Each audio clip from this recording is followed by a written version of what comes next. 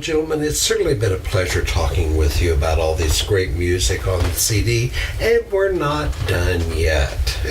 Not by a long shot. Exactly. What made you decide to put 18 songs on the CD?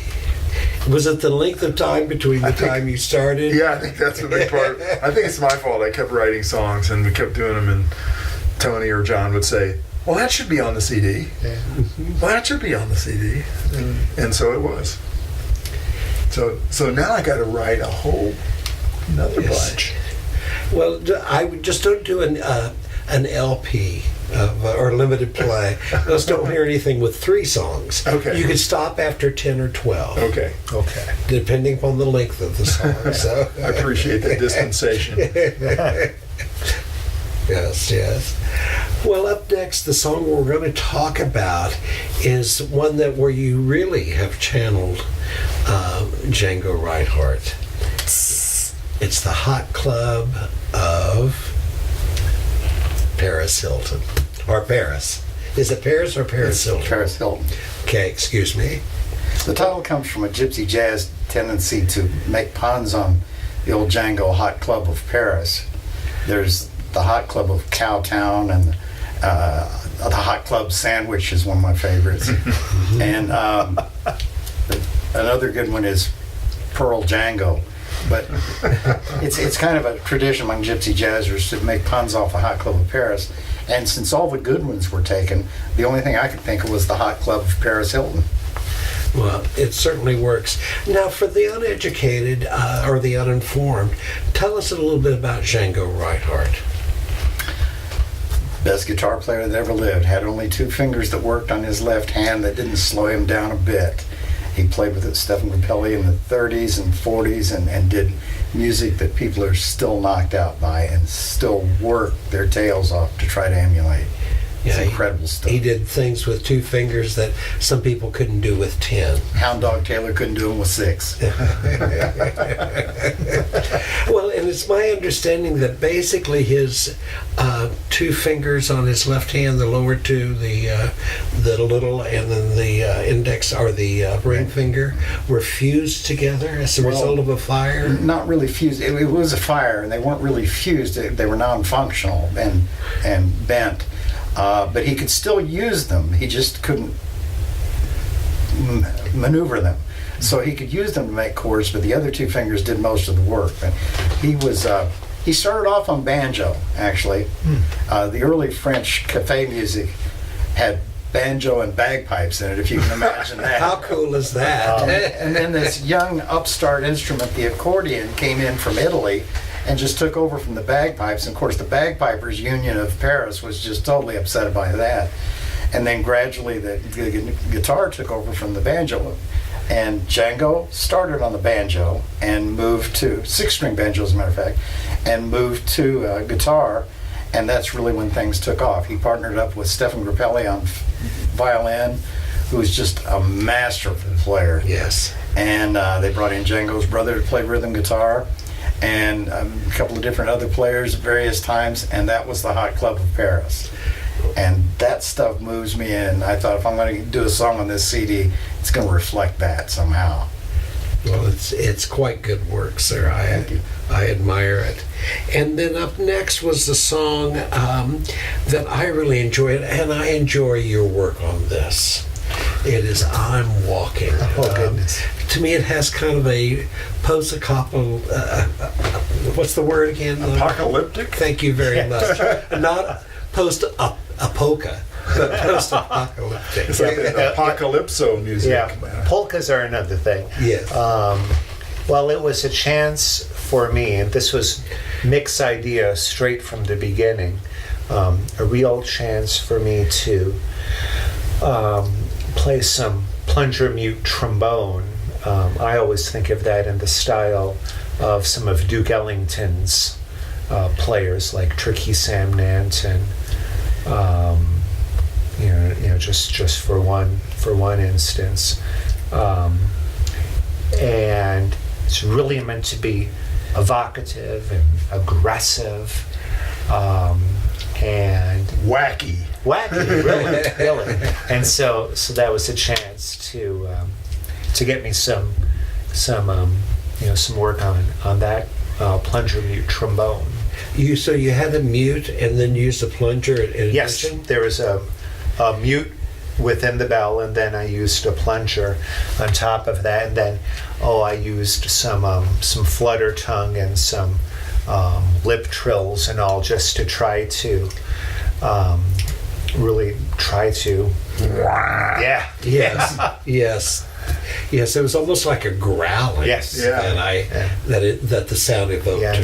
That's exactly what I was hoping to achieve. And you certainly succeeded.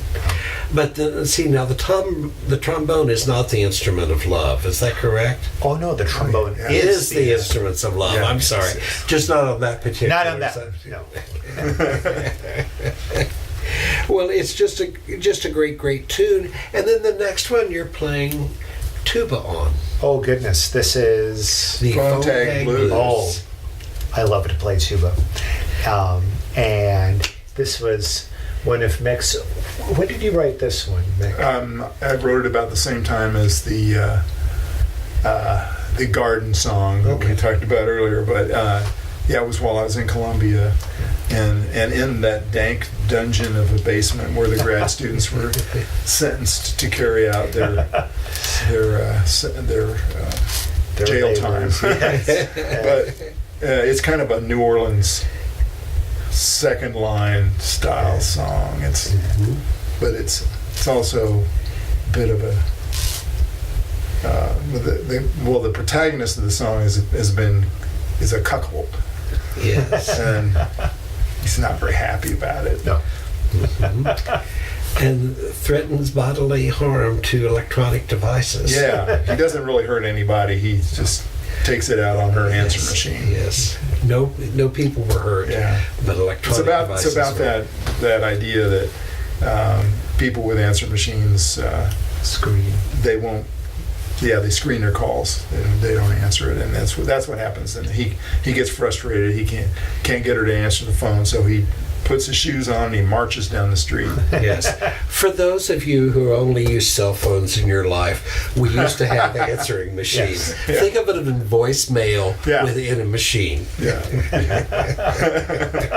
It's true. I'm going to have to completely rewrite the song. Okay. And Tony, did you have an idea of what instrument you wanted on that one? Or, was it an evolutionary process for you? I don't even remember what I did play on that I think particular you played song. banjo. Did I? Oh, I played banjo on this song. You've played a lot of different instruments on song. You capoed up the 12-string one for a while, and you were using that. Yeah. And then maybe ukulele in the very beginning one time. But Could be. But again, the neat thing is, this just shows what was open to us, what was available to us working in the studio. And Tony could put together any number of rhythm tracks for the exactly right sounds. There's something that we can't get in our live shows, but we can get in the studio. And I think there's another thing that we've talked about the instruments that Tony plays, but we haven't talked about him as a recording engineer and producer. So he's got amazing talents in that area as well, and he plays the studio.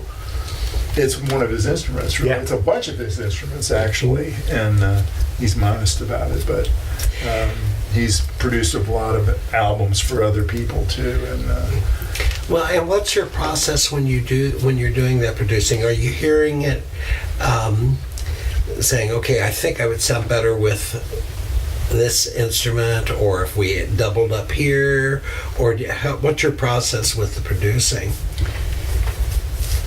I think I can explain that visually better than audio. Please do. But it's like looking at a rainbow or any range of colors, and you think about what you want, different shades in different spaces, so that it stands out. Sometimes you want something to jump out and really catch your attention. Sometimes you want it to be more in the background and be a bit muted so that you have contrast here.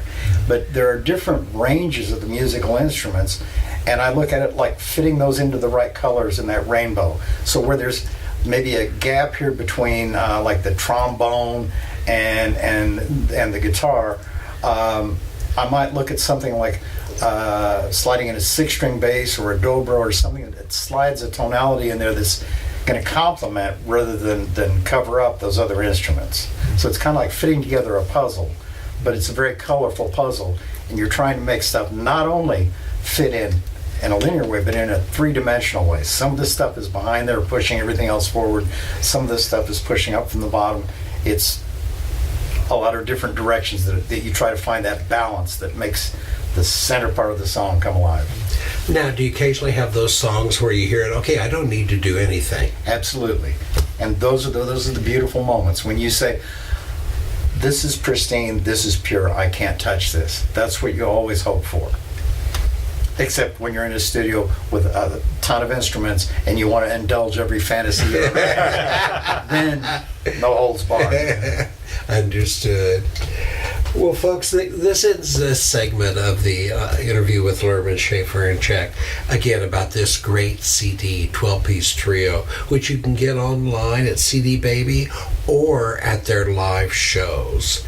We're going to take a little pause, and we'll be back in the next segment with let's put the focus on love and more.